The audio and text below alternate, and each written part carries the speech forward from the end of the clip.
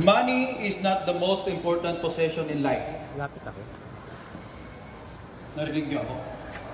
Money is not the most important possession in life. So what's the most important possession in life? Time. You can never fabricate time. You cannot create time. Hindi mo na maibabalik pa ang panahon. Nga lang, sino sa inyo dito ang parang buong magdamag kayo ng Mobile Legends?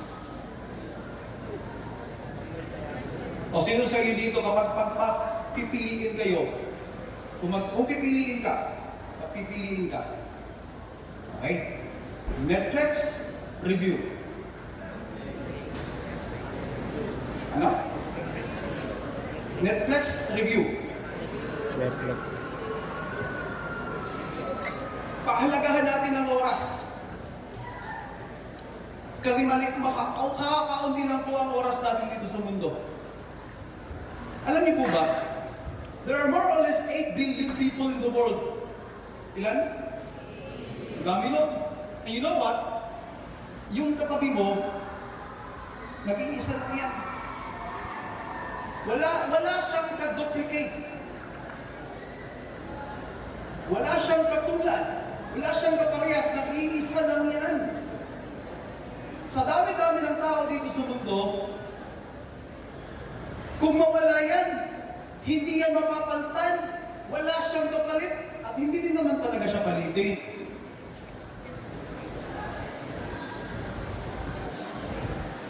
Kaya, celebrate your life. You are unique.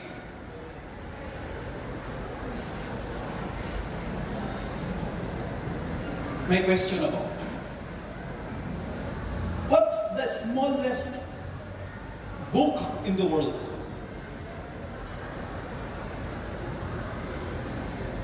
Anybody? Dito, anybody? Wala. Let me answer. The smallest book in the world is, okay, makinig. Smallest book in the world is a little book.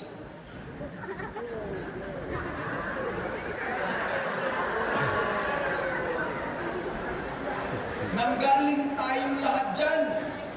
Halika bro. Huwag ninyong kalimutan yan. Lahat tayo sa simulat sa pool pala, pantay. Tas ngayon, sinasabi mo sa katabi mo, huwag mo ako. Huwag ako. Pantay lang tayong lahat ho. Ano man ang iyong katayuan sa buhay, ano man ang iyong pininiwala sa buhay, gaano man kadami ang laman sa bulsa mo, kung sobra-sobra lang laman ng Gcash account mo, pantay lang talaga tayo. Sabihan niyo mga katabi, pantay lang tayo. Kahit iniisip ng katabi mo, mas mataas ang grado ko sa'yo, mas madami akong makukuhang medalya kaysa sa'yo, pantay lang tayo. Naintindihan niyo po? We're all just the same. Kaya huwag tayong magmalaki. Huwag tayong magmayabang. Huwag tayong agad manghusta. Kasi kung sino siya, ganun ka din. At kung ano ka, ganun siya. Magkapaparehas lang po tayo. Ang ating titignan ay yung sino lumikha sa'yo, siya din lumikha sa atin. Parehas lang po tayo. Napakalaga dito, sino ito ang lumikha sa atin? At kung hindi mo hinahanap siya at hinahanap mo lang ay ibang tao, kasi minsan dinidefine mo yung sarili mo base sa anong sinasabi ng ibang tao. When you are looking for an attention, your thirst for attention, sinasabi mo, nauuhaw ako sa pagtanggap ng kapwa ko. Kaya pinupost ko yung mukha mo sa Facebook at kapag may makita kang 100 likes doon, tuwang-tuwa ka na. Maganda pala ako kasi ang dami nag-likes. O sinong nagde-define sa iyong pagkatao? Who will determine your confidence? Yung kapwa mo o yung lumikha sa iyo? Hindi mo kailangan ng kaibigan mo para sabihin kang maganda ka. Hindi mo kailangan ng kaibigan mo para sabihin kang matalino ka. Kailangan mo lang Diyos. Anong sinasabi ng Diyos? Genesis 1:26, you are created in the image and likeness of God. Kaya dapat Diyos ang nauna sa lahat ng agenda. Kaya nga sinasabi ng Biblia Matthew 6:33, seek first the kingdom of God, everything else shall be added unto you. Alin po ba, may pangalawa akong tanong. Alin po ba ang mas malaki? Yung araw o yung buwan? Sabay-sabay na kayo, ano ang mas malaki? Araw o buwan? Yung araw o buwan? Alin ang mas malaki? Bakit hindi ka pare-pare sa sagot? Alin po ba ang mas malaki? Yung araw o buwan?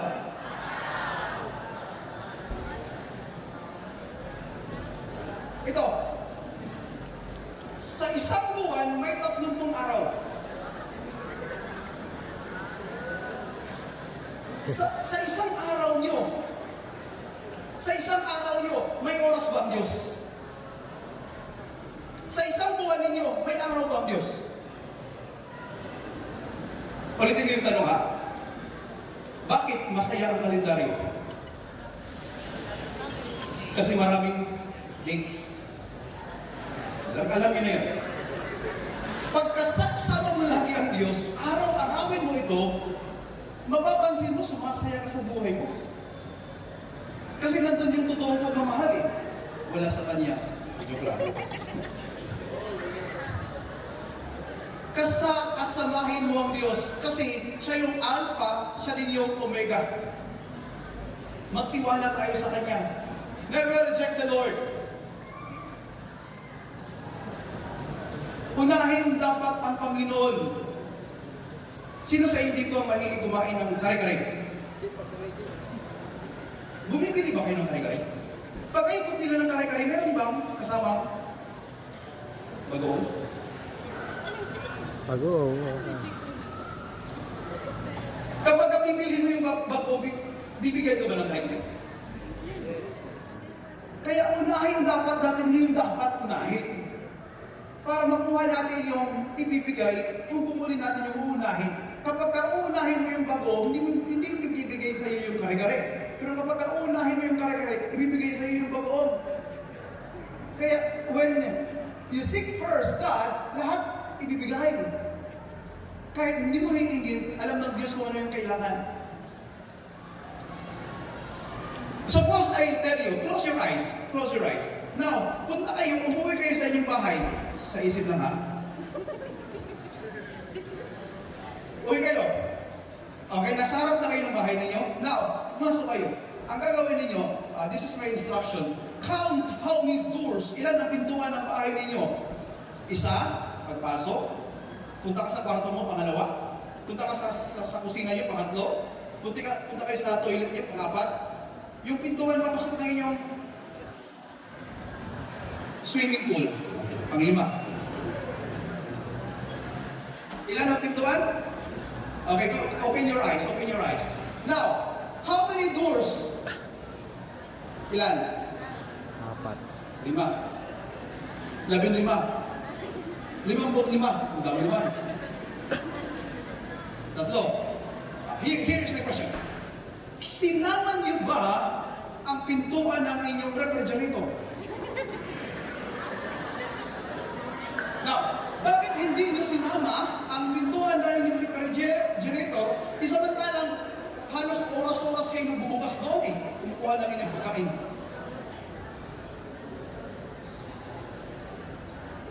Nakakalimutan kasi pag pamilyar ka na, nakakalimutan yun na ang halaga. Lagi-lagi yung katabi nyo, lagi-lagi yung nakikita, parang hindi na siya mahalaga. Magulang nyo, lagi-lagi pa, hindi na sila mahalaga. Parang si Jesus ngayon, di ba, sa gospel natin? Dahil lagi nakikita ng mga tao, people rejected Him. Okay, here's the last question. May last question pa pala ako. Last question. Sino sa inyo may ballpen? Itaas nga mo ballpen ninyo. Everybody say ballpen. Now, last question. Okay, okay naman ball. Ito, mas madali. Last question. Ano ang ginagawa ng ballpen pag mag-retire na? Kinukuha yung pension.